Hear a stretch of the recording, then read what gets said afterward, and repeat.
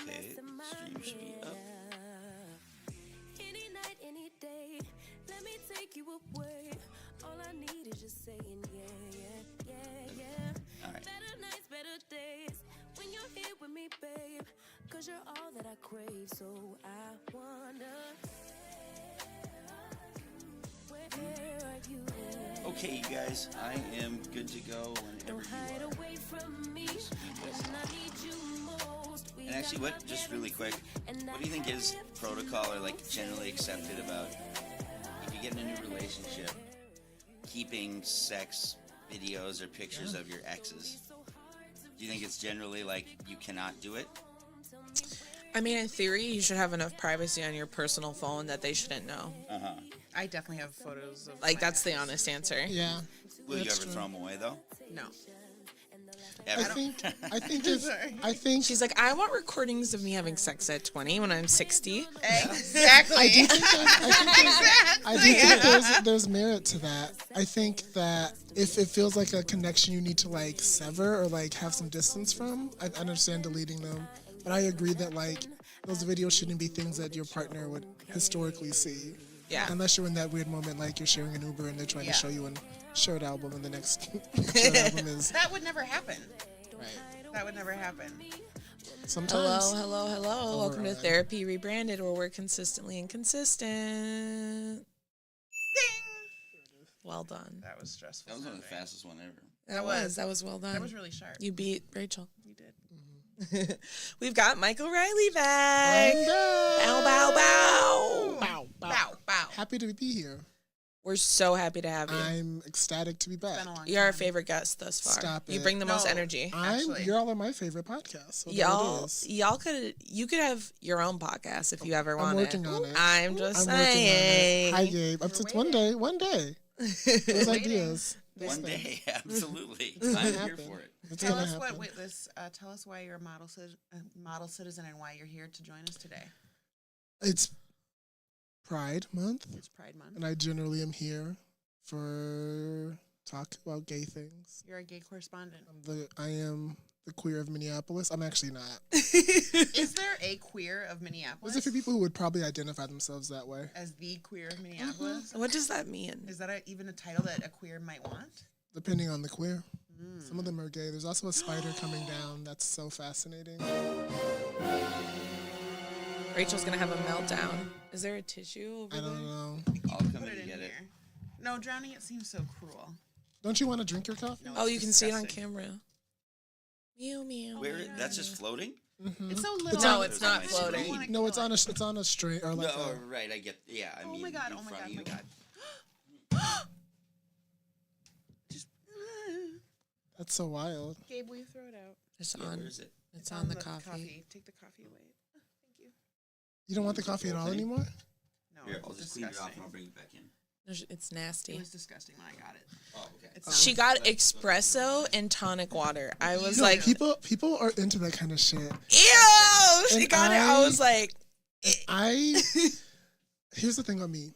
Some European. It really is European. I can't take coffee at all. it goes through you. It does not. It makes Oh. me super jittery. It gives me heart Oh, attacks. So I okay. don't do it. Fair. So I don't. Fair. But I wish I did. Because I like how coffee smells. I wouldn't do Yes. that though. Espressos, that's too intense. That girl. What are you doing for Pride? What am I doing for Pride? So at my 9 to 5 at the U, we just had our trans teach-in yesterday, which was like an all-day training on how to better support trans, non-binary, gender expansive folk. We had 3 different workshops. That was the biggest thing I did. Then we had a open mic at Urban Growler, which is a lesbian-owned brewery Cute. in St. Paul. And what is the third thing that I'm doing? I'm missing something. But I haven't really done a ton of... You're hanging out with us I'm tomorrow. hanging out with y'all tomorrow. There's the pink, what is that, Purple Palace party? Purple House Yeah. something. And then I think one of my friends who's a mom, we're going to go out on Saturday. But I'm not doing a ton of stuff. You're I'm not going to go to the 35. parade, and you're not going to People's I'll Parade. have to work the parade. I forgot. That's the thing you're forgetting. Have to is a key I word. do. Because at the U, they're like, I don't have to, but they like strongly suggested it, and every year I've said no. I've just been like, no. You're not an ally. Then no. Well, I just think that so many of the things that Pride,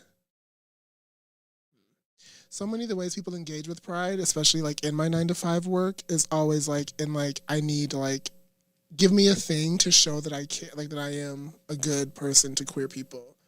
But like none of the people who are asking for these rainbow stickers or other accoutrement, none of them actually have like, you don't come to the teach-ins, you're not at the trainings, you're not at the thing. I've never seen you at anything, but you always want A thing. The apparel. do you want a rainbow sticker? Apparel. I'm like, what is this? They want to signal to other white folks that they're an ally.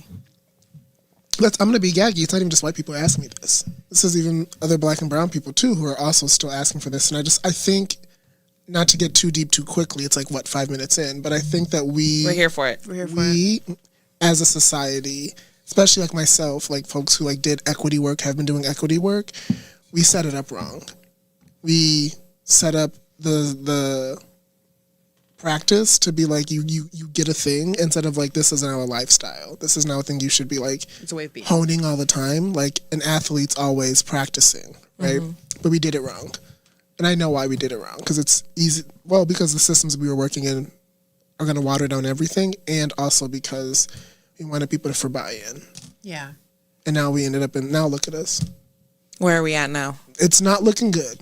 I don't feel that much to say. What is it looking like? It's looking like, that's a really good question. It's looking like the end, but I think it's actually going to look like an opportunity to get closer to liberation, but it's going to be really hard to get there. We probably won't have iPhones. That's okay. Yeah. They were It's fun. okay. It was okay. They were fun while they lasted. They were fun while they lasted. It was a good time. It was a good Start- time. There was a time I They're didn't going to have start stabbing people for iPhones. Just wait. I'm not. I think we're like, zoom in. There's an interview I want to watch with her when we get home. And Like that. Like this general. Close. This retired general. So close Two. to do you it, to mean being by in that? like, do you see that? To collapse? Or at least not collapse the way that we think, but like to things being very different. Which would be Like a great. shift. A seismic shift. How do Yeah. you feel about Hang on to your wigs, ladies. A lot of, like, it's gonna be like that. That's what this retired general said. He's like, people need to be. It's gonna be some shit. He was like, Yep. it hasn't been like this. Like he was like, we didn't think we were gonna see another ground war in our lifetime, and then Ukraine happened. He was like, things are happening in the world that we never thought were gonna happen in our lifetime. And I don't think it's gonna be like, bombs being thrown in like No. fucking Dinky Town. But I think it's gonna change a lot of Not Dinky Town. Dinky. Don't worry, the insomnia cookies will be okay. That would be a problem. It's actually Lou's sandwiches that I would miss, or Famai. That's That's a loss. true. That would be true, yeah. But I think it's gonna look a lot different, and I think it's not gonna be like completely like we're not all gonna, especially in the United States. I don't think we're gonna be like, because there's too many billionaires here and too many people who have like shit. Because like to be a billionaire, to be part of that class, you have to have an underclass, so you can't get rid of everything. Because they're gonna still want to be billionaires, so it won't be a completely like but it's gonna be a lot different. And I think we have to be prepared and think through how we're going to fortify, how we're going to do community a little differently, and it's going to be no more What do you think pride about, stickers. What do you think about Mamdani? Tell us. For anybody who doesn't know, he was just elected as the Democratic nominee for the New York primary for mayor. Which does not mean he's now mayor. Some No. people thought that. No. A lot of people have been like, because Oh, reading brother. oh, brother is right. Oh, but boy. I think that, a political know-how is like, it's hard to come by. So, yeah. but so. You could also just read the article. A lot of those articles are a 5-minute read. You don't have to do a thought piece. You really don't. You don't, but they're gonna. What do I think? I think that me personally, Mycall Riley, I don't uplift any politicians. I think they all have decided to lean into a particular sort of game that I don't think is always about a reimagined world that I'm hoping for. Mm-hmm. With that being said, seems like a pretty decent one if I'm gonna have one. Better than Cuomo. Better than Cuomo. That's like apples and kumquats. Like, not even. I look at her face. No, so that's not. But I mean, I'm excited to. I was excited to see someone connecting across so many different communities, really putting their like foot to the pavement and moving. I think there's still a lot of work to do.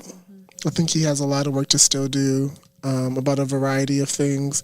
I also think that, not to be too dramatic, whatever, we're here. Yeah, exactly. You're not dramatic. Ever.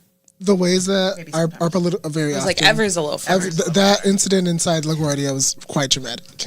You lost your credibility when you said ever. All right, Maybe girl, that go was- on. I was watching myself and like, this isn't, but But I'm still going. God is still working We on move. me. We do move, but I couldn't stop myself. Anyway, I think that most politicians have been like reared in a white supremacist kind of framework and thinking, all of them, to like just make it that far. And so I think that we have to, it's really easy for someone's sort of liberatory frameworks and ideas to then be co-opted, changed, and then like watered down, or even Frankenstein to be something completely different. And I'm not there. I don't live in New York. I unfortunately haven't spent as much detailed time figuring out everything, but I could see that happening. But I'll tell you this much: whoever his campaign team was, they did a phenomenal job. They really, Boy. they really did a good job. It's the DSA. It's the Democratic Oh, Socialists. they're busy in New York. But they're their own, like, funded party that's like working under the Democratic umbrella because that's like the concept of what they can imagine, and like they're limited by that. So even though their like name is Democratic Socialist, I would say that like they're not that different. I don't think they're that different. They're not. But I think that, and this is whatever I'll say, I think that they think of themselves as very different, though. As Yes. They do. Someone who like has Chuck Schumer thinks they're very different. Chuck Schumer probably thinks a lot of things. It's true. The establishment Dems think they're very different. Oh, and I think they are from that. But if I Yeah. think we're thinking about like broader, No, they're not. They're like kind of. They still fit within the system. They aren't even bold enough to break off into their own party. and I know that a lot of people who I'm friends with are going to be like upset about me having that conversation, because usually I just go like, have at it. Like I don't get off on being like, if and when something goes left or in the bad way, and then he, says he's going to do this and then doesn't do it. Like, I'm not interested in being like, haha. Like, I think it's okay that people hope for things and want things and have a little faith in things. I just hope that you can fortify ourselves enough to know that when these folks kind of falter from our pedestals and from what we think they're going to do, that you can We aren't surprised. find a way to still stay in the fold. My focus is like, what are you going to do? What can you do in that sphere of influence that you have, right? How are you engaging with your homeless communities that are around you? Like, what can you do even with like the, nickels and pennies that these institutions and jobs are giving us? What can you do like with mutual aid, with supporting your community? Like, what businesses are you frequenting? Like, what are you reading? What are you thinking? What kind of conversations are you having with like your colleagues? Like, I know that all feels really corny, but like those things are, I think, way more impactful to me than like, just being like, this dude's doing great stuff. Like, yeah, sure. When you say that white supremacy is going to change kind of the agenda that he's bringing to the table or alter the way he shows up once if he actually wins and is in that position, like, what do you mean by that? Yeah, so I mean, And that's like a broad question because I think like there's a lot of things that are just that feel inherent, so it's hard to like have language around it. So I want to like say like I know what you're speaking to, but I also can't find the words. Yeah, I think a good example, as someone who works in higher ed, right? Working in higher ed, doing equity work right now, everyone like previous to Trump, there were lots of things that were like legal and illegal that we just sort of like didn't acknowledge. Excuse me. And we were supposed to like do a lot of we created a lot of like spaces for marginalized communities, right? Here's this space for like disabled trans people. And like here's, it's facilitated by a disabled trans person, little discussion group. It's like closed for those kind of members. The marketing is really clear on that. Many institutions, not just University of Minnesota, but many of them now are really focusing on not being sued by like doing like illegal DEI, which most places would say is like when you are barring other people from these kind of things. So like when you now say the space is only for insert marginalized community, and if someone who is cis wants to go to that space and they can't, that is now illegal DEI, right?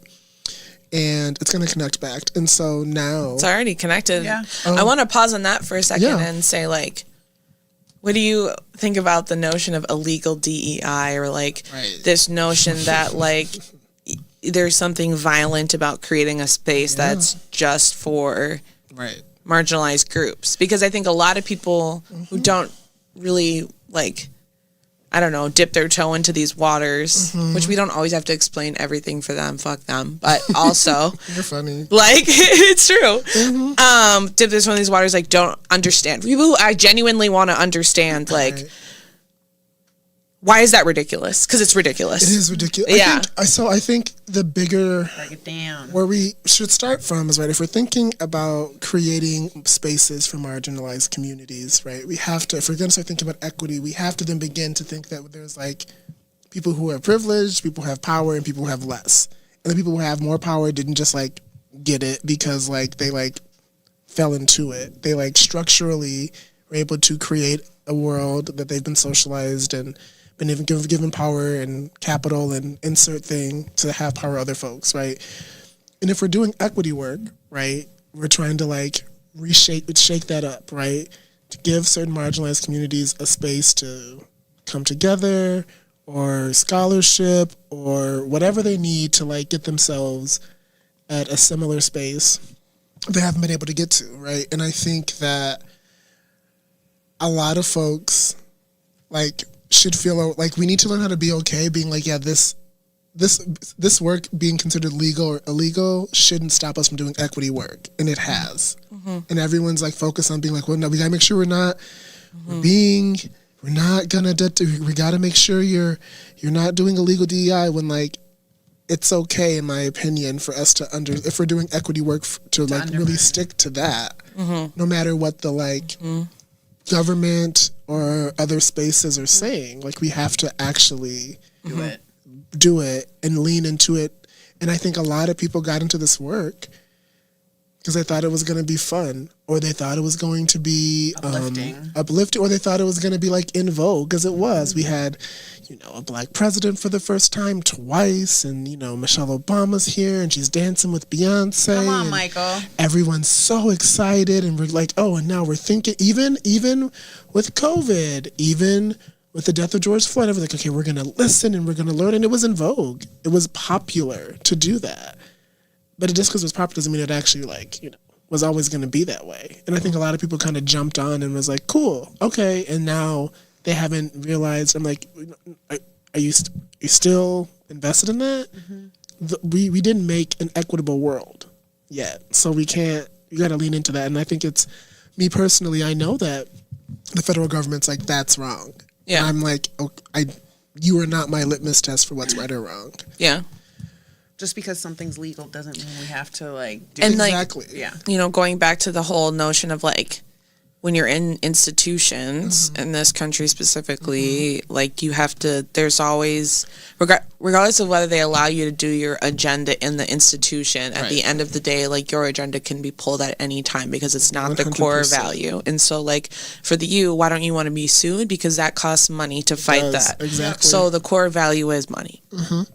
And like, and it's not that they don't care about other things, but that comes first. Absolutely. And then people would say, well, they need money to survive. And what I would say is they have an excess of money. So that's not really the issue. An endowment. We are endowed into a D1, like. Explain to people what endowed institutions are. It are. means that there's like, to make a long story less long, it means that there's like a bunch of money that people have given to the schools, millions, billions sometimes of dollars that they have to like run, to do a variety of ways, to do whatever they kind of deem.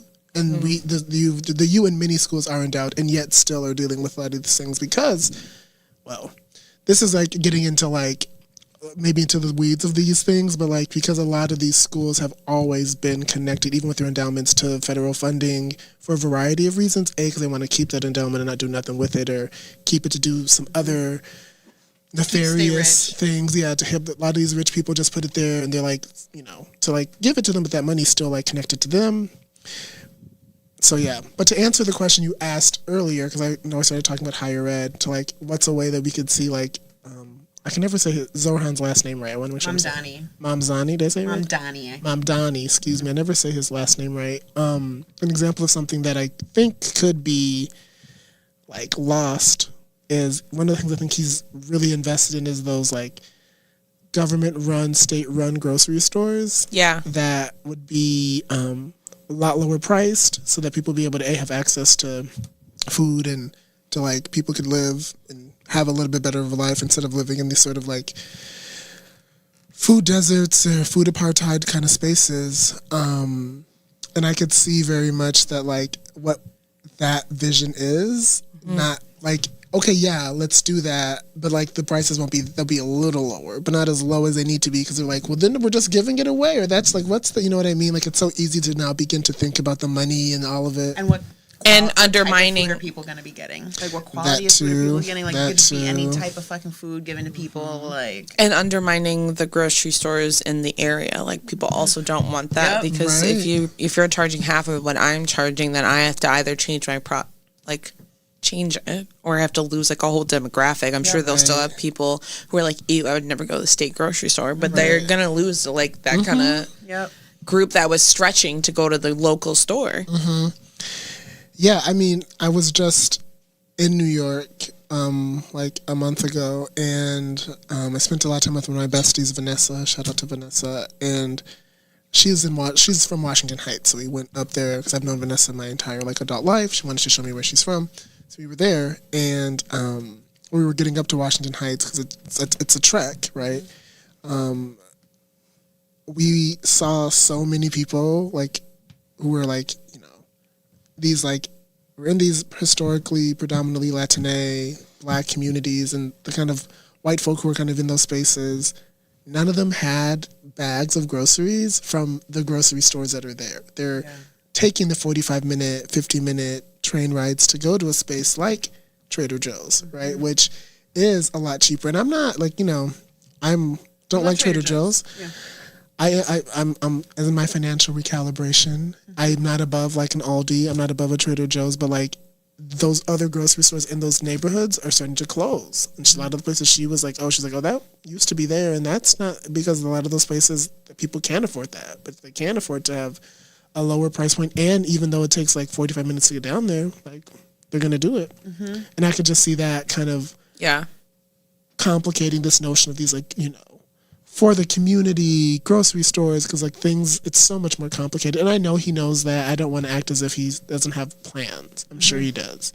I have not dug into the grocery plan as much as I should, but that's just one thing for me. I'm like, that could there's always go holes. left. People always fall through the cracks or something. Yeah, you know, like I think about the ways that Obama was president and how everyone was like, look at all these, like, but like look at all the things he did. Look at all the folks he bombed. Look at all the, you know, war criminal. Exactly. Sorry, Shelly. You know who I do want to hang out with? Malia and Sasha, though. They seem fun. They seem cool. And both pro-Palestine. I feel like we really like already dove into the topic, so maybe we should just end on the Reddits, because I feel like we're kind of flowing. Okay, let's do it. Yeah, let's flow. I like that.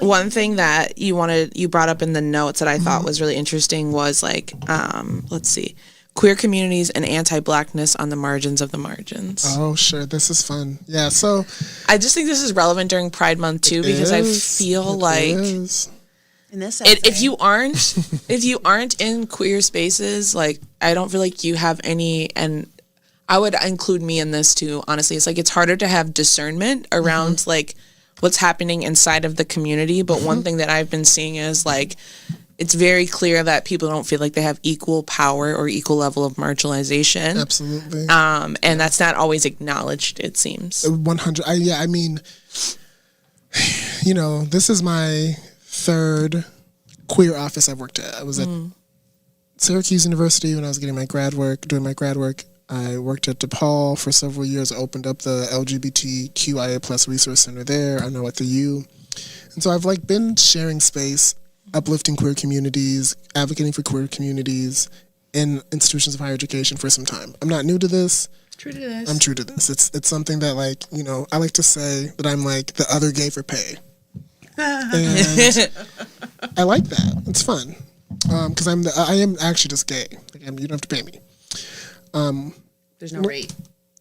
There maybe should be though. There should be. I agree. There should be. Yeah. What is the rate? Anyway, so yeah, I think that a lot of our queer communities have truly missed the mark in being able to have some really important conversations around what it means for our Black, Brown, Indigenous queer communities to share space with white queer folks. And I think that there's sort of this like lumping of like, we're all queer and we all get it and we all are marginalized. And it's like, that's just one aspect of folks' identities. You know, that's one marginalized identities folk have. And if we're, you know, going to actually think intersectionally, which is important because it is, the way intersectionality was written about initially was not like just holding different identities. It's two marginalized identities coming together. And I'm talking shit about higher ed because I work in higher ed, but like that was originally by Kimberly Crenshaw. Dr. Kimberly Crenshaw. Yeah. In 1988, the article is called Mapping the Margins, and she's a legal scholar. And she was writing about the experiences of Black women. Who are factory workers. Who are factory workers at the Ford Motor Company. Yeah. And they, look at you better do your research. And they were essentially like, yo, y'all aren't promoting any of us. We're all just like on the line. We've been here for a long time. We're suing you. We want to be promoted. And they were like, look at all these white women. So we are promoting y'all. And they were like, okay, yeah, but we're Black women. Come on, intersectionality. They were like, okay, but look at all these Black men that we're hiring. Ford Motor Company folks were like, look, so we're good. And they were like, again, like we're Black women. This is a unique kind of intersection. They were like, nah, whatever.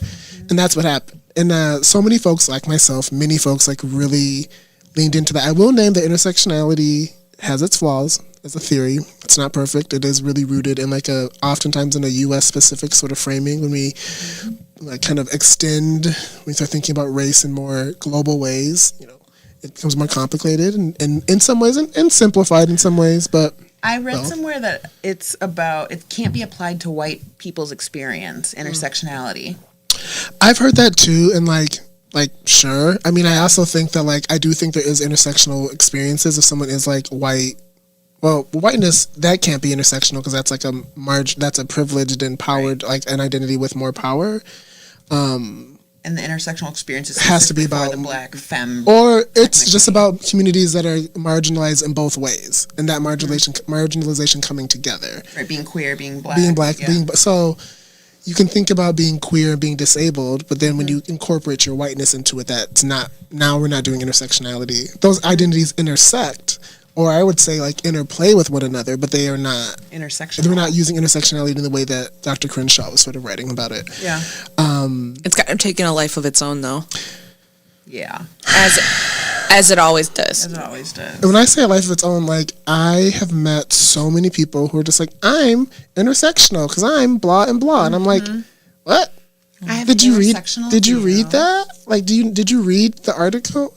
Because it is longer than 5 minutes, but like these words do mean things, and we don't say this. We don't act the same way about like Marxist thinking or all these other like. But anyone just be like, oh yeah, I'm intersectional. I'm like, no, go back to the text. Let's read it. I don't know. I think people do act the same way about Marxism. You actually might be right. They're you might be right. Actually, you might be onto something.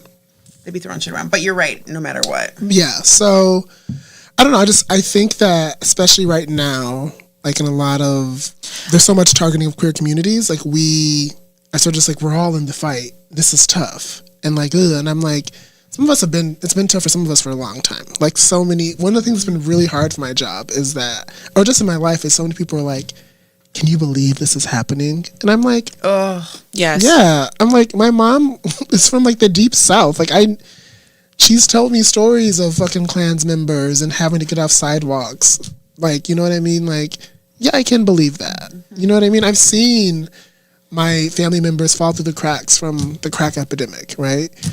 Yeah, I'm not. Did you think that that would never, and it's people really or truly are like shook.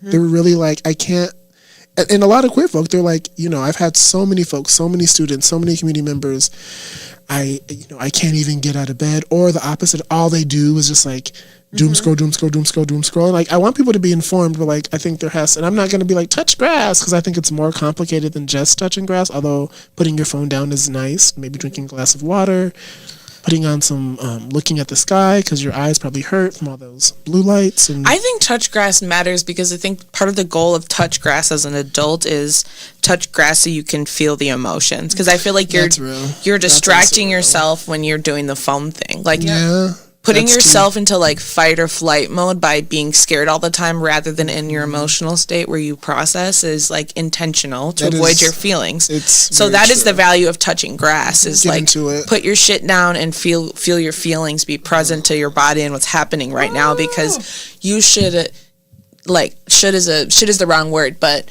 what's more beneficial to yourself is to believe yourself and believe what's happening without needing every single detail and process that. Like, and I think people spend way too much time trying to justify how they feel, and they're consuming information they actually don't need to know to like stack the like cards in the favor so that they can believe it. And I just feel like you should just believe yourself and feel the feelings so you can be like everybody else who's up and down in their depressive episodes, not consistently in bed. Like, you'll get relief if you touch grass. Relief maybe isn't always the point. Maybe getting relief also isn't the point. It is if you can't get out of bed for weeks. It is. I also think I meet a lot of folks who like want to gather all this information to still somehow like be better than other people. Yep. Like, I meet a lot of people who like, they'll like try to like one up me. They're like, did you hear about this one law? Like, this one trans athlete who had this horrible experience in their high school. Yeah. And they were they're a trans lacrosse player, and I'm like, I didn't hear that. Did you know I'm more informed than you, so I care more about people? And I'm like, babe, like, you can be informed, I can be informed. It's like, there's more, there's so much to be informed about. There's enough knowledge to go around. Yeah, scarcity. One thing that the like quote other side or the conservative side does better than just the communities who are trying to come together, and this is intentional that we're feeling like this, but that they do better is like they do it to a toxic amount. So I'm not suggesting we all do it to a toxic amount, but like trying to meet at where we all agree. We don't do that at all, and like our communities, like and like in our small communities, it's an issue. It is. No, I think, I think we really struggle to like, y'all have to. Like, this is to the nth degree, but Harriet, we were talking about this with my dad. Like, Harriet Tubman literally was shooting niggas. She was. Who weren't for the journey. Like, that's to the nth true. degree. He wanted to turn back. Bop, bop. She had. She had a thing. Like, you can't be like, it's not like, it's this or no. Yeah, you could have stayed and failed. You didn't have to try. And people really don't think that it's like, it's, and I don't know, I go back and forth about, nonviolence does, there's nonviolent resistant things to do. I don't know if like protesting is like the only nonviolent thing to do. Right. You can still be resistful. Yeah. But violence is also necessary. We don't talk about how like slaves were beheading and gutting. This is also extreme, but like pregnant women. There were like, there's lots of violent resistance, and that's necessary because oppressors are violent. Yeah, I mean, it didn't. Nature, all the time. Slavery particularly like didn't. Sorry, this took a turn. No, it didn't. I think slavery itself already was such a like we black people were not human, right? So it's like how do we like peacefully protest our way out of this thing that like you're not even a human? I'm supposed to prove to you that I'm a person. Like, you have to demonstrate your humanity by being open to your oppression. Right. And even if you were open to, like, you still weren't considered a human. There's no way. Well, that's what they were telling us. That was the carrot. Just like prove it long enough by allowing the oppression and not being violent in the oppression, and then maybe we won't see you as animals, which was never going to happen. It was a hamster wheel. They were doing it like they do it now of like demonstrate that you're worth being treated equally by allowing us to disagree about your right to exist and hurt you, not just disagree but be harmful. Well, disagreeing about my right to exist is harmful. And that is harmful. Yes. And I think I'm going back to like the black queer community too, of like bringing it back to the topic of like that's what seems to be a big part of the attack on your guys' ability to exist, period, end of story, be alive. And I don't know if I hear a lot of acknowledgement from the white community about that in a real way. I think that I agree. I think that even in a space like Minnesota that I think we look at so often as so progressive, and there's a lot of little things we can point to, like Minnesota was one of the first places to have like trans identity supported and like use a similar language to parts of the UN that have been doing that for a long time. It's a safe state. Sanctuary city, sanctuary state, and all these kind of things. But it's like, that has not, perfect example, the day that there was like in 2023 when Governor Walz signed the thing that decreed Minnesota now as a trans refuge state, right? Like a week from the day of that event happening, a black trans woman was attacked on the light rail, I remember that. almost bludgeoned to death, right? And everyone just is wanting to focus on this, like, let's celebrate, now you can be in this state and you can forget gender affirming care and all these things, when it's so much more complicated than that. Do you know how long it takes to, like, these clinics? I'll take it one step further. Take it two steps. People would even say that her being bludgeoned is a direct result of the progression that's happening, and that those things being written into law is pissing people off enough that she got bludgeoned. Yeah. They'll even connect the two to say that this progress is the real reason she was bludgeoned, rather than that hate always existed. Always existed. Period. End And of story. continues to be a part of, like, you know, as someone who as someone who's queer but is not a trans woman, like, being in community with other trans women, like, I know that the places are super violent, dismissive, disrespectful at minimum. Like, it's such a violent kind of space for them. Even in these, like, queer clubs, queer spaces, you know, that have historically been looked at as, like, they're for the queer communities and what have you. The only way they want, like, trans women in there is if they're, like, doing drag, if they're performing, and even if they're in there, they're not paid on time. They're paid not well. They're not paid a living wage. They're like, can't even get mama's Uber to and fro to the thing. So she's on the bus with all of her, you know, stuff to perform. We know what's happening on buses. Yep. We know what's happening in those spaces. It's not safe for them to maneuver through. You're getting done at 3 a.m., you know? Like, it's a domino effect. And we're still thinking that, like, this is like a sanctuary city. And I'm just like, what does that even mean? And the folks who fall through those cracks oftentimes are black, queer, trans, gender expansive folks. Oftentimes a lot of our black trans women. And I think that it's the reason why that story is not told is if we get to that spot, right? If we go to the margin of the margin, right? That changes our, like, not what kind of sanctuary city do we have? We don't have a sanctuary city if our story goes there. But if our focus, if our support, if our advocacy starts in that spot, think about how safe it is for everybody.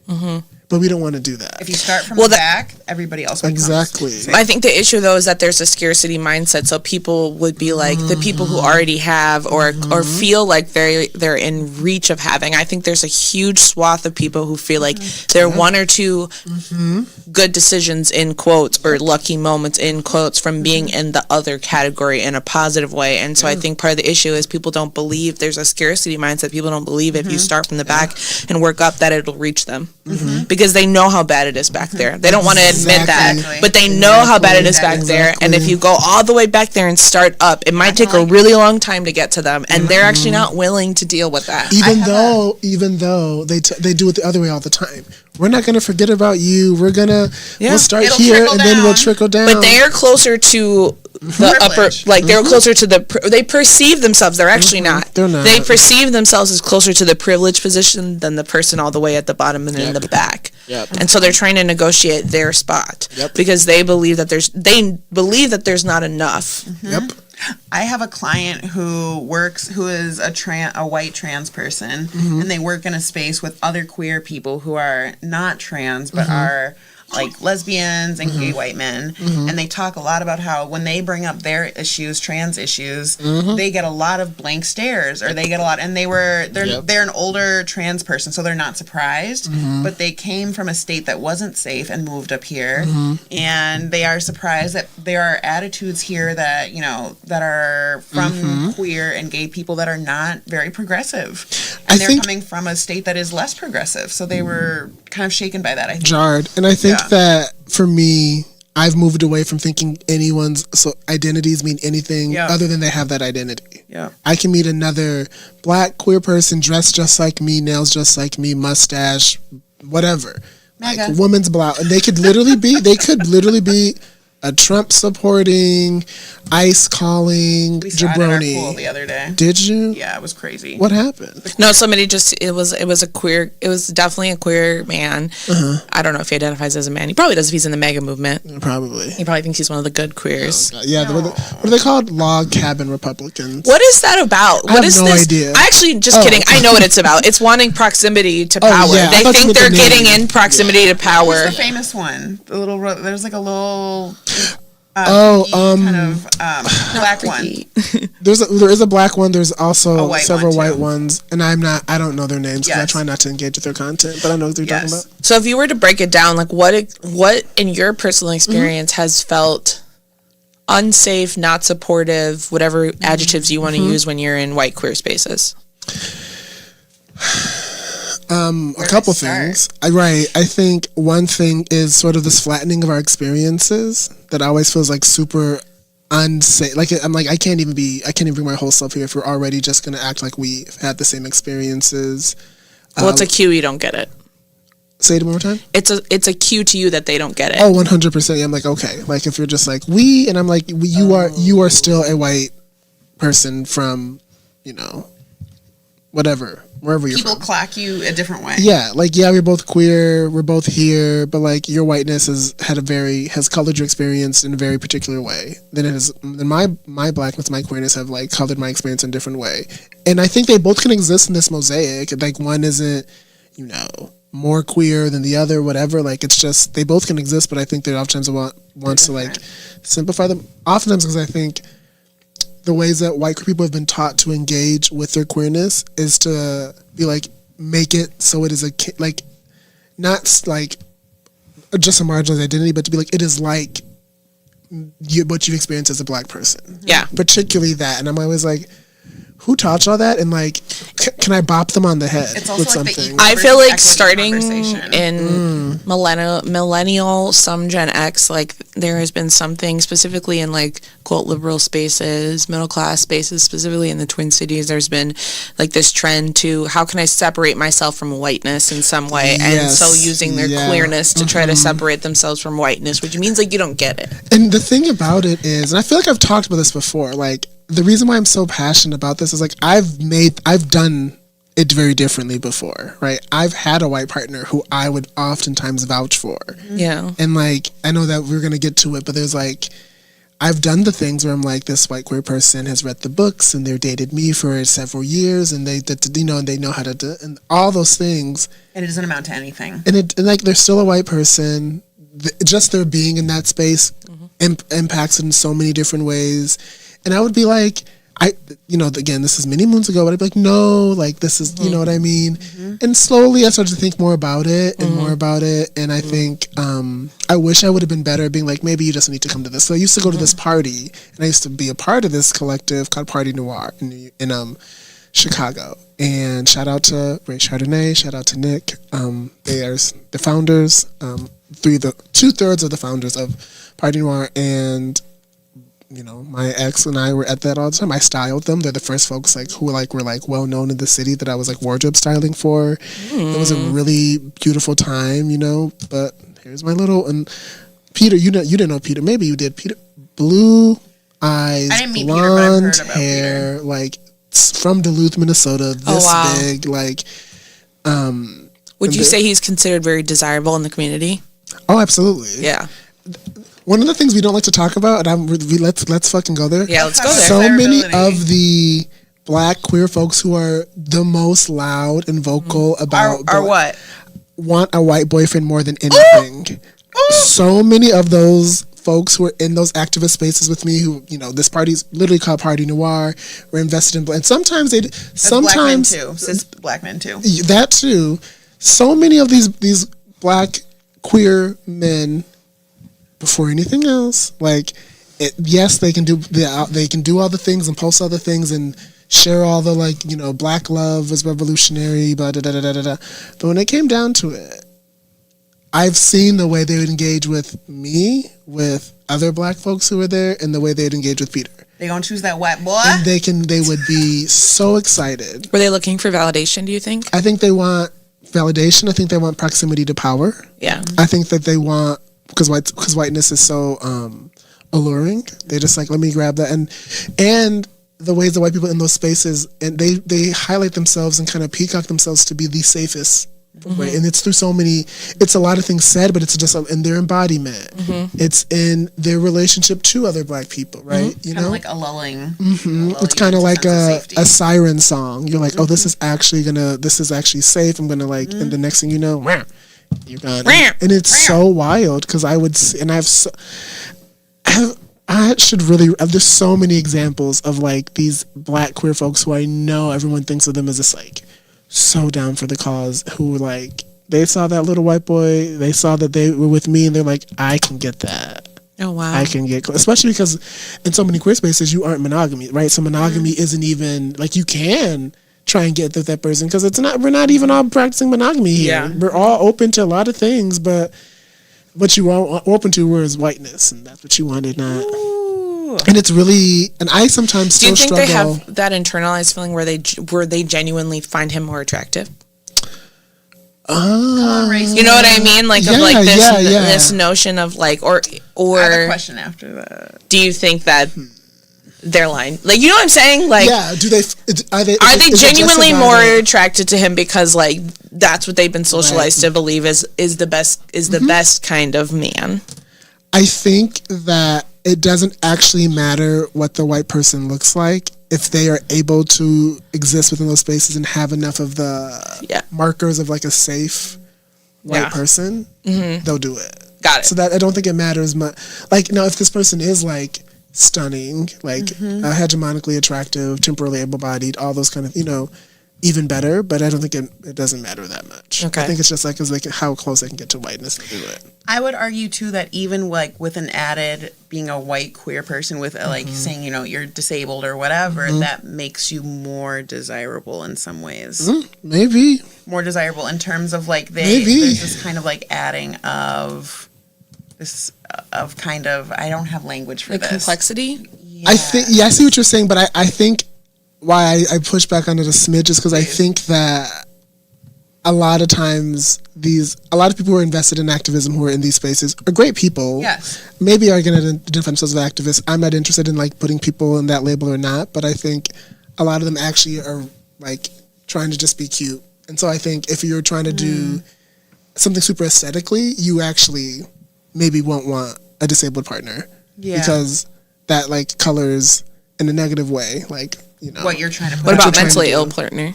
Like, I think that's different. I think physical disabilities, I think they'll be like, but I think, like, you know, like being like, oh my, like my a broken bird. Like my partner is like a queer white person with OCD, and it's just like so tough for them. But they like are so therapy involved, and they work so hard on themselves, and like it's a strength for them that they like overcame this thing. And here's the thing, I'm like who you like. Like, I'm actually like uninterested in being like, don't date white people. I don't think that's something I'm interested. Why have you shifted out of that? It's not your ministry.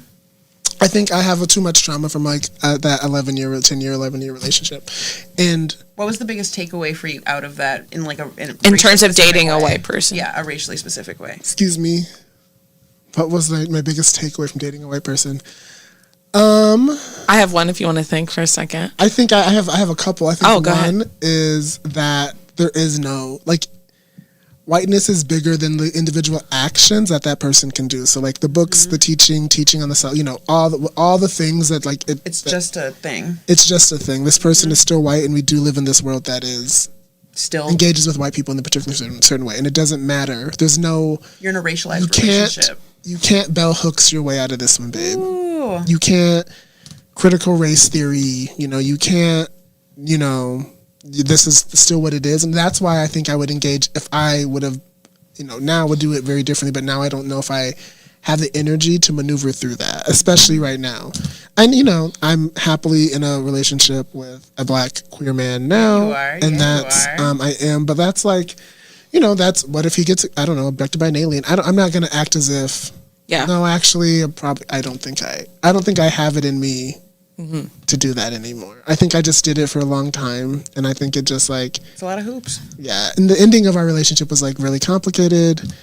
I've never talked about it like live somewhere, but like we were in a open relationship. We both were seeing other people, and I feel like the other person they started seeing, also a Black person, provided them with more, affirmed their, like, the work they're doing in a particular sort of way. And so I think that they were like, this is easier. And I think whiteness will always find the path of easiest work. Ooh. And so they were like, I could stay with you, but this is, and I think part of me doesn't want to engage with that because I think I don't think it's always like a conscious thing. I think it's a subconscious sort of.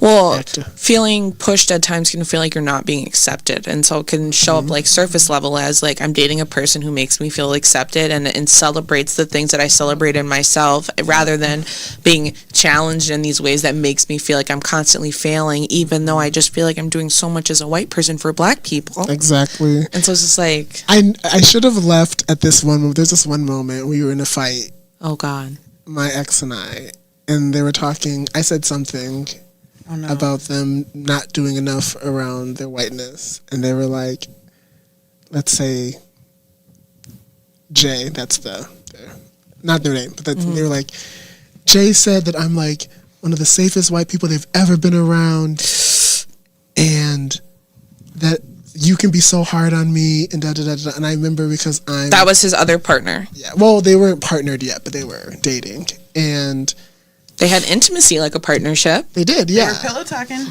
And I remember that when I was told that because I'm so mean. I need to know what your body did. I pointed and laughed. I was like, You are the safe white person. I was like, oh my God, stop! No, don't. I was like, don't let that get to your head. I promise you, that's not good. And they that's were the like, appropriate response. and I was like, stop, babe, stop. And I was like, this is not what you want. And I like literally laughed out loud. Now, part of me also knew that this person, was like probably more fit and like had a variety of other things I think would probably make them a more viable person. They're like semi-famous.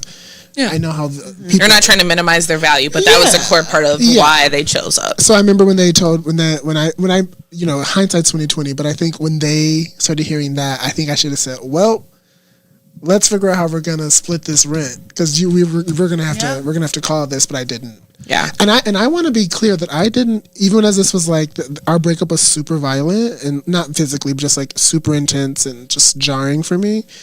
I was together with this person since my sophomore year of undergrad, right? That was like, we've seen each other through all of our graduations, grad school, undergrad, moved to Chicago, moved to Syracuse. Like, we've done all that together. And whiteness is still insidious. Not even so much that, well, yes, but like, I think that amidst all of that, as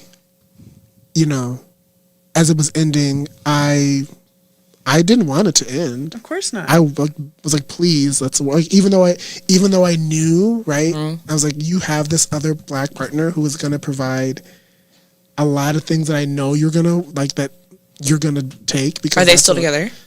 Oh, no. Oh. No. Is that satisfying? No. Yeah. No. It's a reality. It just is, yeah. I don't even think I feel satisfied or unsatisfied. I feel like when we're going through that like panic though of like when a relationship has been quote over for a while, but now it's finally actually going to be over and somebody's leaving, I think the driving of like, please let's stay together is actually fear about the emotional pain you're about to endure when the breakup happens. It was pretty, yeah. The day that I did this pleading and begging for this, I've done it too. We've all done it. I've been there. We've all done it. I remember I knew it was happening. Begged. I begged too. I begged. I knew it was happening, and I remember as I was getting to our apartment, I was taking the train from DePaul, and not the red line, Pink Line. Oh, you've gone out west. I lived in Pilsen, so we were. Oh, you were way out south. Mm-hmm. So I was like coming into Pilsen, and I was sobbing so much that the person next, like, I was like sitting and the person was like standing above me, and I just was sobbing because what happened was they like disappeared for like 2 days to like figure themselves out. Oh God! And they were ended up staying with like another friend of mine, a newer friend of ours, but they were staying with her. And Mika's her name. Shout out to Mika. I love Mika. And Mika and my ex talked, and I think Mika assumed that. So like my ex told Mika that they're leaving me, and I think that Mika assumed that I knew that. Because why would you say that to our mutual friend if you weren't? Exactly. And so Mika was like, "Hey babe, I know that Peter's staying with me, but know that I'm here for you. I'm so sorry about the breakup." And I was like, What breakup, bitch? I didn't know I was breaking up.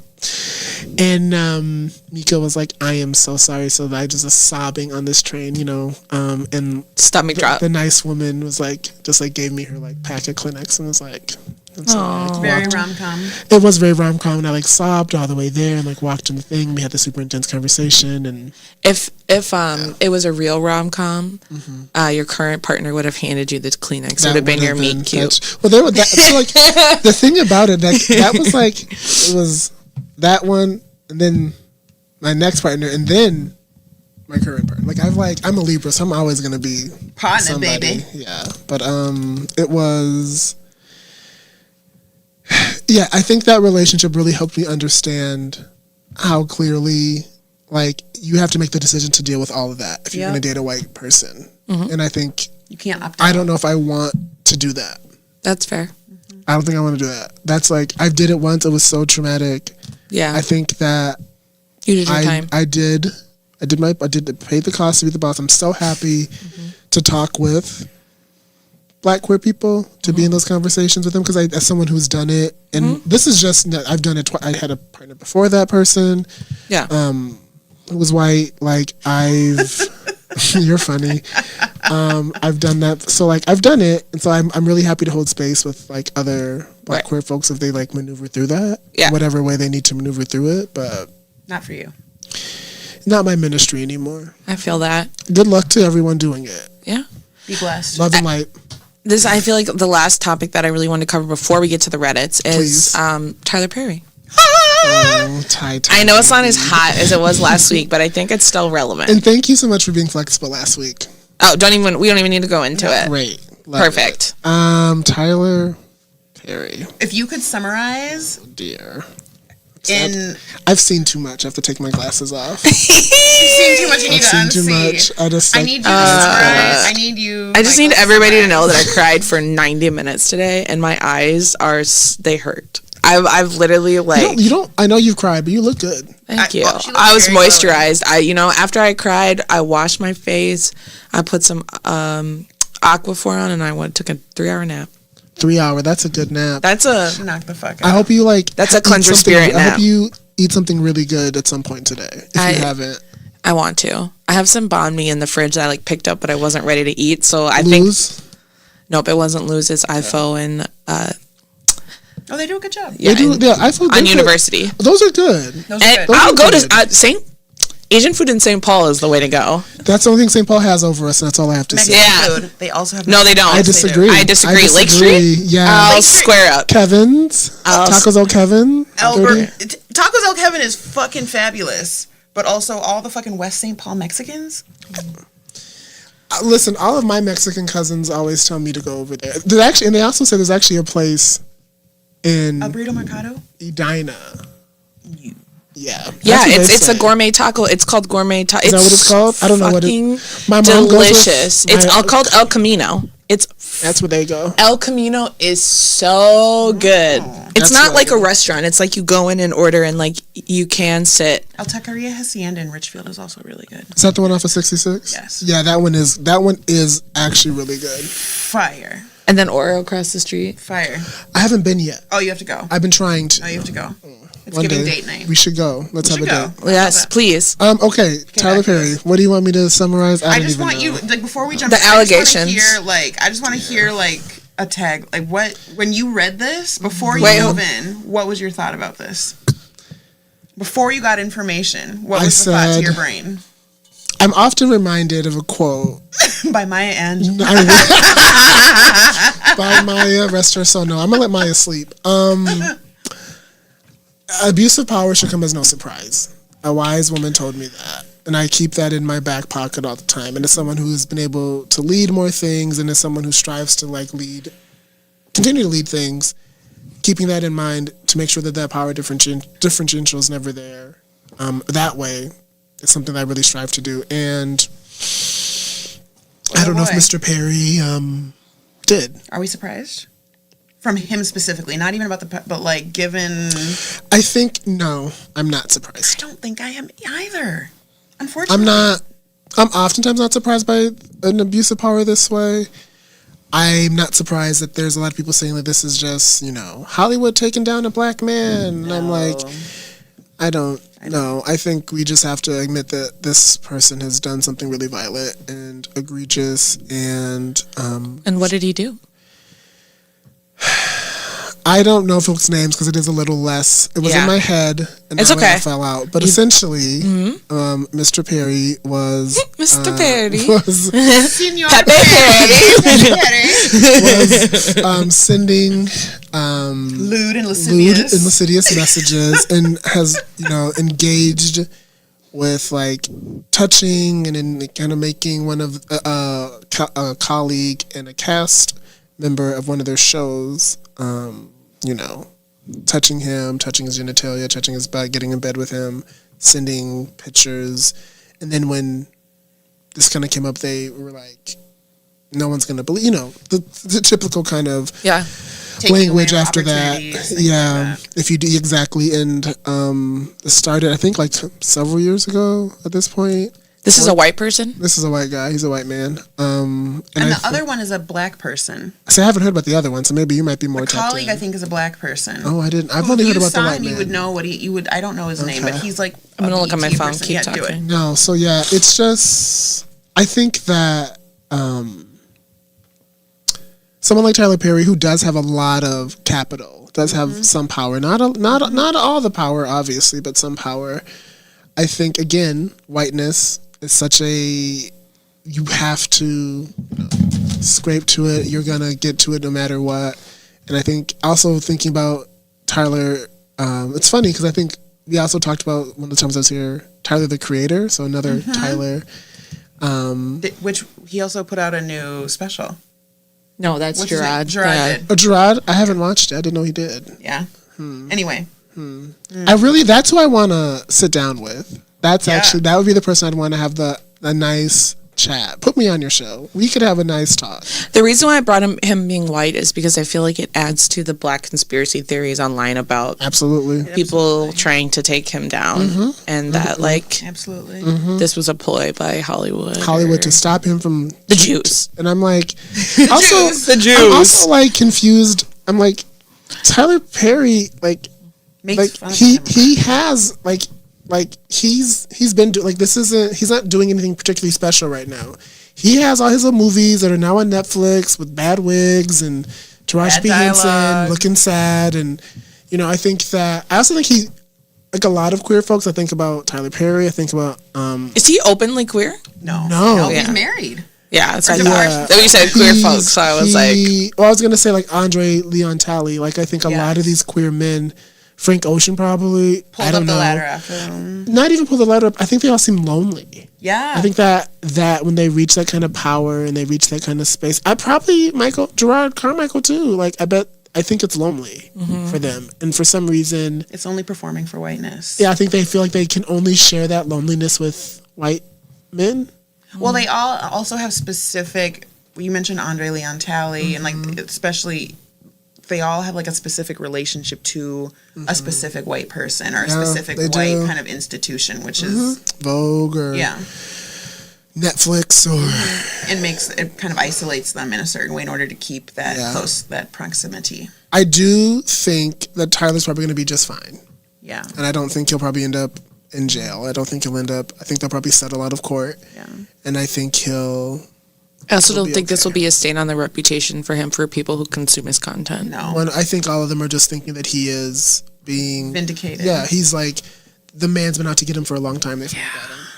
I hope that he's finding care. I hope he's like really thinking about what he did. You know, I hope he's thinking about why was it appropriate for you to be talking to someone who you've booked for a show to be like, why would you talk to them that way? I want people to sit really closely, intimate, like sit next to your desire for white supremacy. Like sit real close to it. Sit with it. Like look it in the eye, like really sit down and don't run away from it. Don't be like, it's okay. Well, it feels shameful. Yeah, what feels shameful? Why did you? Nobody wants to love their oppressor. It's embarrassing. But we have to realize it's embarrassing, and we're all under the same. We all have a little bit of love your oppressor in us. Yeah, we're taught to. No, I'm saying, but I think Yeah. people see themselves as like people who have conversations about race and feel like they understand also themselves in terms of how they show up in the world as a black person don't want to talk about 100%. the ways that they're still like entrenched in the other feelings because they 100%. feel like, well, that's not who I am. Right. But- exactly. But As soon as you do that, then you're right. You're like outside. You're not. Something that stands out to me is like if I was an undercover black man and I wanted somebody to keep my secret, who better than somebody that I have all this power over? yeah. Higher Like sex part of me worker. feels like it was like so vindictive and intentional to Oh yeah. like your livelihood is attached to keeping this secret for me. Yeah. Right. Yeah. It's abusive directly. Very much. And yeah, I hope everyone in that situation is like talking to some folks and doing some like deep reflection. What do you think about the notion that victims they're like what they're saying or doing is less valuable because they're asking for money rather than legal justice in quotes? I think that Getting a civil trial, not a criminal one. If there was real evidence, it'd be criminal. yeah, God. I think that I Come on. understand why people decide to get a little bit of money in these situations. I'm 'Cause, owed the like, money. Yeah, this is like this person has a lot of money. Like they were already like, I have money over you. That was sort of how we got here. So now to be like, I'm gonna take some, makes sense. I don't think it's Also, money it might not make it go away, but it Right. can make you whole in some ways. yeah, It can money alleviate helps. a lot. Listen, money helps for a lot of things. Therapy isn't cheap. Like maneuvering through the road isn't cheap.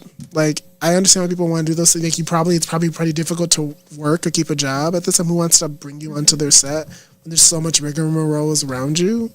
So I understand why you'd end up in a space like that. I would say that something that people misunderstand when they take that stance is that yes, criminal cases are held to a higher standard, but it's also because in terms of like criminalizing sexual violence, they make it near impossible. It's not that the standard is the fair standard. Yep. And that's the thing Right. people don't talk about. It's like, we'll just show the fair evidence. It was like, well, it's near impossible right. To prove it. to prove it. Yeah. And so That's like, also I didn't even think about it that way, but that's astute. but people come from like the perspective of like, to court, it's going to get conviction. right, like the justice system is fair, or the justice system, or Works. like Oh, if this brother. were valid enough, right? And I think another thing that people don't think about is like, yes, it's a money grab, but also if you're like trying to be like, you caused harm to me and I want to harm you back, like asking Tyler Perry for $1 million is like, he could toss that out the window tomorrow. Like, it's also like wanting to feel like I'm actually asking for an amount that's going to be detrimental to you. And I feel like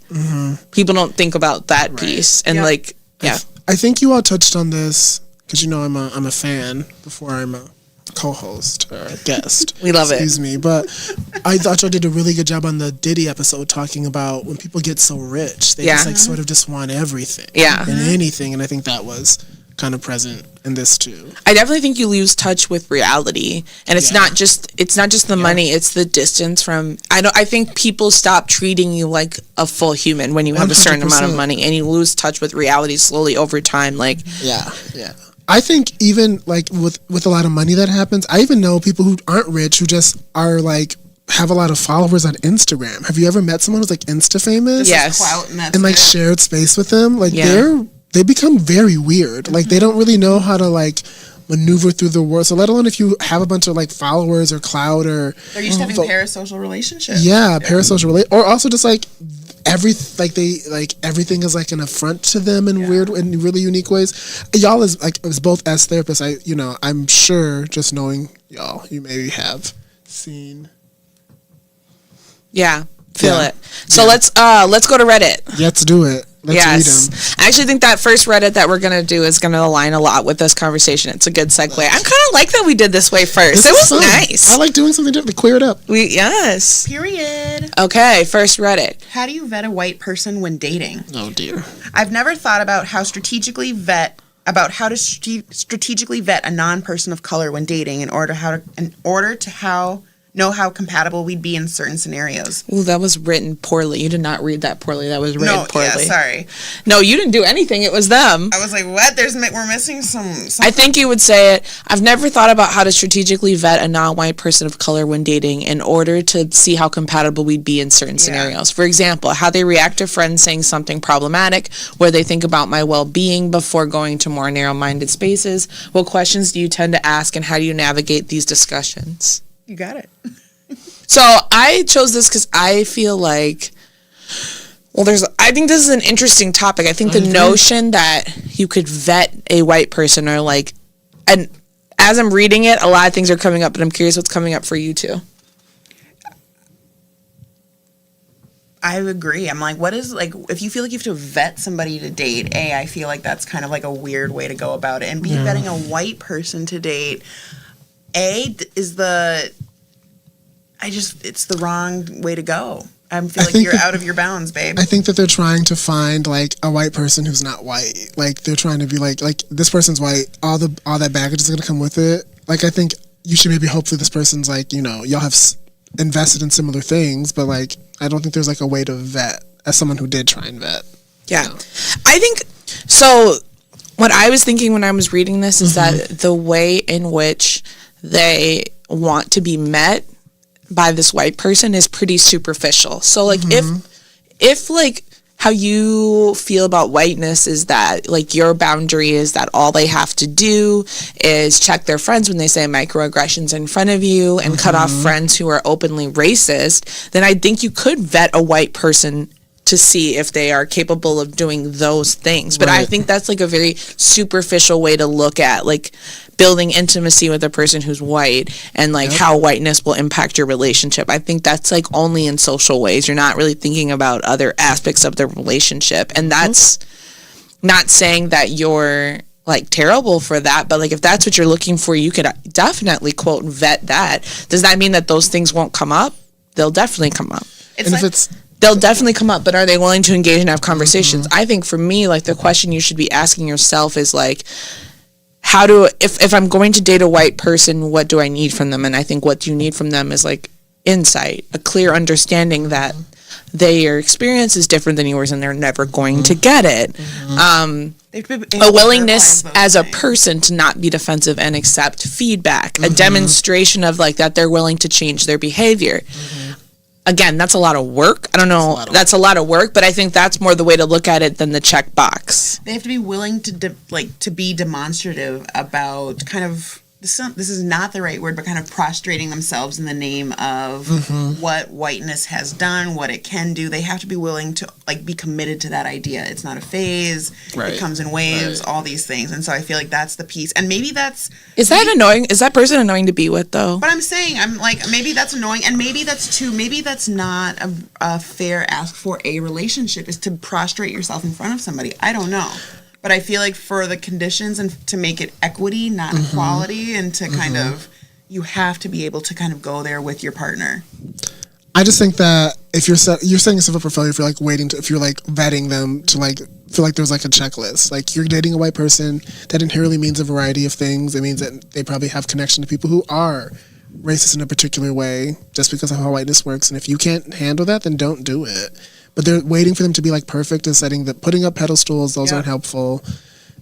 It reminds me of like when somebody writes in and is like, how do I find somebody who I know is not going to cheat on me? And it's like, I could give you a checklist of things, or I could tell you the truth, which is that like you have to build trust over time and like intimacy over time, and you'll only know over time. Right. And that's just the reality of the situation. And there's nothing you can do to keep somebody from cheating on you. That's also it. Different Change said, did you vote religion/religiousness, try to see what their Did you vote? Religiousness. Try to see what their friend group looks like. All white people, if they grew up in a diverse enough area, is always a red flag.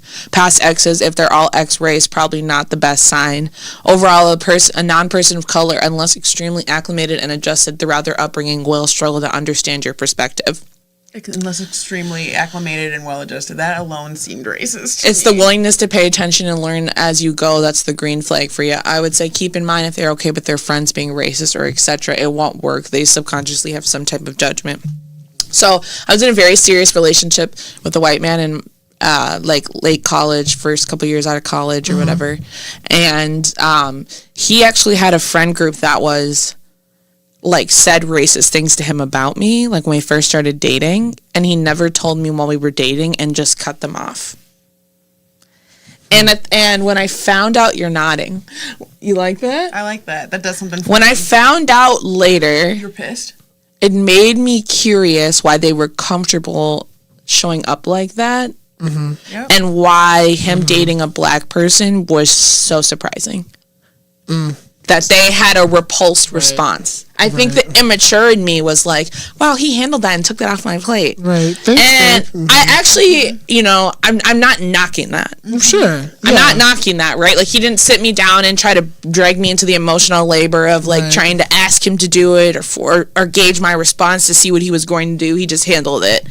But I think as I've aged, I'm like, that's interesting. And what is that? And it could just be that we were young and none of those things ever came up and whatever. You But didn't really want to have a discussion around it. And that's also like age and stage and all those things. But you weren't given the opportunity to even kind of talk about this person who was in his life or what that meant. And I more et cetera, meant et cetera. like, why did they feel so shocked and angry by you dating a black person? But that's true. But I think it's shocking for white people when somebody takes a black person seriously in general. I do get what you're saying, but and also nobody's shocked when my mom is with a black person and when she talks to them, right? So like, I disagree with that. I think there's a way that you present that says that sorry. I'm just saying that I think there's a way that you, and doesn't that just add to the narrative? I think that there's a way that you present, because he wasn't in Boston, he was in the Twin Cities at supposedly one of the most liberal colleges, Augsburg. But that's what I'm supposedly saying. It makes sense for him, but it doesn't make sense for them. They don't know. They're still in that where like they're not from Boston. Oh, you're saying they were from here. I thought you were talking about somebody from back home. No, I'm saying somebody from here. But why would him being from Boston change what I'm saying? I guess I think about it where he grew up, that he might have more friends who like blatantly thought that way, like about somebody. But doesn't that say a lot about him? That's my point. Yes. Like, that says a lot about him, that like your chosen people were shocked by that. Yeah. And I'm not saying he didn't get on board and do all the things, but like that says a lot about him. It doesn't matter if it's because of where he grew up. It says a lot about where we were starting from in differences in our community, in our relationship, and what it looked like to meld our relationships. It was a like foreshadowing of that. Yeah. It's it's the fact that he is like, if you are going to date someone black, you would hope that you would have already done enough work that that's not going to be part of your world. Yeah. And then he didn't. Yeah. And then he's like, come on. And they're like, and then lied to me about it. And then, he lied? I thought maybe he just was like, oh, we're not close anymore. He didn't, okay. Well, I mean, is that a lie? Yeah, I guess it's not. To cut them off? But I guess it's not telling you what actually happened. Right. He withheld the information, and what I'm saying is at first I felt like it was for me, but maybe it was for him. I think it was definitely for him. Yeah. And I think he probably thought that you would be like, wow, thanks, and like that's what. And that's the thing. That's where he'd be. He was gonna get a star in some way, maybe even a star. unintentionally. And also, we were all on campus together, so it's like, also why you not telling me how they felt about me and the racism that was being like perpetrated, and allowing me to interact with them in a way that I wouldn't if I knew that knowledge is wrong too. Even if you did stop being friends with them and hanging out with them, that's also wrong. We're all on campus together. He took the choice from you. Yeah. That's wrong. That situation makes my stomach hurt. Yeah. Yeah. Zaziel said, I found that sharing microaggressions I've experienced can be a good gauge of compatibility. The woman that I'm currently seeing is empathetic, acknowledges her privilege, and makes an effort to understand my perspective rather than minimizing it. Honestly, I wish that that was the baseline, but I've had people play devil's advocate in the past, and I've been way too forgiving. Woo. Fun reporter says, there will always be blind spots when dealing with white people, no matter how woke they claim to be. Exactly. I just avoid it. I understand that. And like, fine. And I'm also like, if that's someone, like, I'm by no means saying that, like, people shouldn't date across racial identities. Like, if that's what makes you, if that's who you're attracted to, if that's who like you want to build something with, if that's someone like caught your eye. Well, I think here's the thing: no relationship is perfect, right? So it's like if everything else feels really safe and supportive and amazing in this way, and like this is the thing that you choose to be like the ongoing tension in the relationship, because everybody has core things that will be an ongoing thing forever, and that's what you guys want to work through, then that's your choice. I think for a lot of people of color, like, that feels activating to have that in my home, because I feel like I'm working through that outside of my home. And now it's there too. Yes. And for some people, it doesn't feel like that. And that's okay. That's okay. Yeah. Mango Bingo says, 1 request, 3 positive references from long-term former partners that are black lesbians. 2, deny their application based on their obvious fetish for dating black lesbians. Best answer so far. In these times, I just wouldn't do it, even if they checked every box. They hang with someone or have family members that voted for 47. I mean, I think that. So I guess how I'm reading Mango Bingo is like, they're just not going to do it. Yeah, period. It was a joke. Like, they're just not going to do it. Yeah. At first, I thought they were being serious about it. Is there something off-putting about a white person who only dates black and brown people? Yes. Off-putting. Something we should note. I take my answer back. Okay. Why did you take your answer back? Yeah. I think that context matters. I think how you grew up matters. All those things. I think if that's what that does matter. Who you're surrounded with, all those things. We know that there are white people that date black people, and they didn't grow up like that. They met black people when they went to college. They met black people when they like whatever. Right. And they liked the aesthetic, or they liked the kind of the type of babies they were gonna have. Like literally, those are the things that make a white person maybe want to be with a black person. Or the black person might be a white person too, for being honest. For same reasons. And those are the people that I think I specifically am referring to when I'm like, ooh, what kind of relationship is that? Yeah, I definitely think if I meet a white person who exclusively only dates black people, that's something I'm definitely going to know. I also think, are you saying it out loud or am I observing it? Because those are also two very different things. That's also very true. Those are am I just organically observing this over time? Or like, do you have a new black date that you bring to every function and you complain about hating white folks? Right. Those are very different. Those are different. Yeah. All right. Should we go to our last Reddit? Yeah, let's do it. Is our producer back? He is. Bow. Way to go. My straight male friends clearly have a problem with me hooking up with their female friends. Venting. Context. I'm a British NB trans femme lesbian, attracted to cis and trans girls and sometimes NBs. What is an NB? Does anybody know? Non-binary. Oh, thank you. So I've hooked up with 2 women who are friends with some of my male friends, and I feel like they're getting way too involved in my sex life to the point where it's like they're spoiling them in hindsight purely by their judgment and ignoring me when I try to contact them. The first time was a few months ago with a cis bi girl at a house party. I made the move on her and she invited me up to her room. It was a shared house with her friends. And I told the boys beforehand that I was spending the night with her. The second time was last weekend with a cis lesbian girl who I didn't think would be into me, but while she was at my flat, I said she was pretty. She said I was too, and we made the move mutually, and she stayed the night with me. Both of these nights, you can imagine, were amazing without going into any detail. Oh, the best. Right. Especially the second time because, 1, I was hosting, and I love hosting people and looking after them, and 2, to spend the night with a cis girl identifying as a lesbian was super affirming for me, especially when you consider that she was wearing an I love pussy top when she was with me. Oh, God. But both times, after my male friends find out, they ignore me on social media, don't answer my calls, and then tell me weeks later that I shouldn't have done that, and they exclude me from events that those girls are attending. These feel ridiculous to me. What happens in the bedroom between me and the people I sleep with is none of their business, and I have never sexually assaulted anyone. I believe sex and intimacy are beautiful things that should be looked back on fondly, even if you happen to never see those people again, like if you meet on a holiday or by random chance. And I don't just hook up with someone I meet straight away. I get to know them first and give them time to get to know me. So why do I feel like I'm being treated like a man who is misogynistic, is only in it for myself, and doesn't care about the feelings of the people I sleep with? This judgment coming from men who are quite introverted, spend a lot of time online, and are generally uncomfortable in their own sexuality and in their relationships with others. So I genuinely think there is a large maturity gap between us. They think I'm unusual for my casual sex, in stark contrast to my older friends of various sexualities and backgrounds, and a counselor I paid pounds, bloody pounds, to see as a show of good faith to these blokes. What do you people think? Are they getting way too involved in my sex life? Is it fair of them to ignore me and exclude me? Or is it actually me? Am I too cavalier? I'm just a girl trying to live my life, enjoy myself, and give pleasure to other people. That's my vibe. And women are so beautiful and wonderful. Amen. And I want them to have a good time without worrying that I'll catch feelings for them and make things awkward, because that's not what I do. I don't want to be treated like an untrustworthy sex pest man by some sexually frustrated men. Something that stuck out to me was like, did they say exactly what the friends said to them or what were upset about? Because are they jumping to conclusions thinking that the friends think they're like a perpetrator or violent and that's the issue? I know, I didn't catch where that came from. I guess for me, I have a lot of questions about this that aren't shared.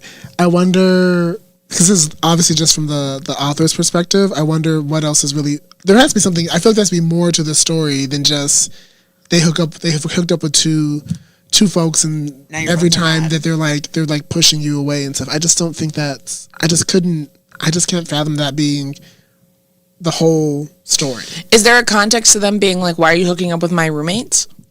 That could be, which I think that might be, I mean, I still think that's sort of like, it's odd, but maybe that like plays into the maturity thing of like, you're gonna date my roommate and it's gonna be weird. I don't know. I just feel like there has to be a little bit more to the situation than... I feel like they're insinuating that they think their friends are jealous, but they don't want to say that when they basically did the, like, in their basement by themselves playing games. They didn't say that, but that's how they described them, as, like, introverted and even a lacking title, social skills like, way. My straight male friends clearly have a problem with me hooking up with their female friends, and then it gives, like, they're insinuating that he's jealous. I wonder if they're also feeling misunderstood in the way of, like, how do you not understand how exciting this is for me that I'm having these sexual experiences? I also think that this person sounds like they're on their own like sexual journey and really trying to figure out their stuff. You know, I wanted this person maybe like have the space to do that. And sometimes it's like someone in that space is engaging with sex and talking about sex and they're all of that in like ways that can be different than maybe folks who have already like gone through that journey or aren't interested in that. I wonder maybe they should find a group of friends who maybe are maybe more open to sex in a more liberated way. Because right now it sounds like maybe there's like a disconnect. There's some different types of embodiments. I do feel like this person who's writing, because they haven't said anything that's like valid about the other people's perspective, but still very clearly want to be friends with them, I feel like there's a part of the story that we're missing. I agree. There's definitely something missing here. And I think it's their problem in the story, like their accountability piece, I think. And maybe they don't see it either because they're feeling activated by the way that their friends are responding. It's not even like in a malicious thing, but maybe it doesn't track for me that you want to be connected to these people, you care what they think, but then at the same time are feeling like you guys don't have the same maturity and they don't like see you. Ooh, it's just odd. It's odd. Maybe they're known for fucking their straight friends, female friends, and they're pissed about it. But they said it only happened twice. I don't know if that's like a knowing. Oh, is that from the... Yeah. What if they're right and they are jealous? Is mainly cishet males who, funny enough, always tell me how to behave instead of the girls themselves doing it. Thank you for the comment. Tell them how to fucking behave. Those are not friends. This group is... I don't know what that means. I'm so surprised by this revelation, but yeah, fuck them. You don't need to be around people that so obviously do not respect your existence. You deserve better, Sib. These men are not being protective of anyone. They are jealous. They're the ones fetishizing the situation, not you. I didn't get fetishization from this, but... Well, I don't know. Is there something out of, like, they're saying something, there's something inherently disgusting about this kind of sex they're engaging in? I don't know. I'm reaching at this point. This is why I do think this person is missing, like, a piece of the story. Yeah, I just feel like there has to be something missing here. I definitely think that people can be weird about, like, hooking up with roommates and things of that nature, or friends. I know that can sort of be, but the response of, like, weeks of them being...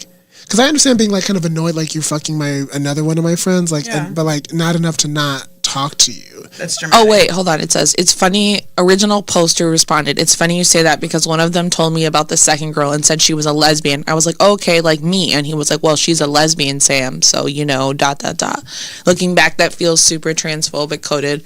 Plus, he is a man, so to tell me who this woman is attracted to, and ultimately he was proven wrong. Thank you for your comment. This is just very convoluted. I also, it sounds like I think that this group of friends, I think we're missing something, and also there may be some maybe time to pull away, expand your horizons for sure. Dear, British non-binary trans femme. I think it's time to see what else the world can give. I also wonder, because we don't know this, if this person transitioned with this friend group.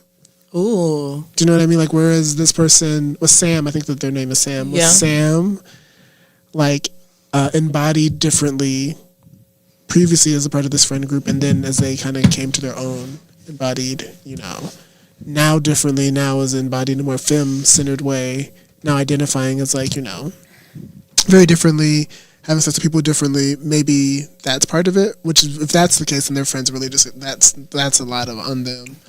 But we didn't get that piece. We didn't know. It sounds like, I don't know how long these folks have been friends. Yeah. This is a fascinating question. I wish that, I'm not on Reddit like that way. I find the format to be really confusing and ugly.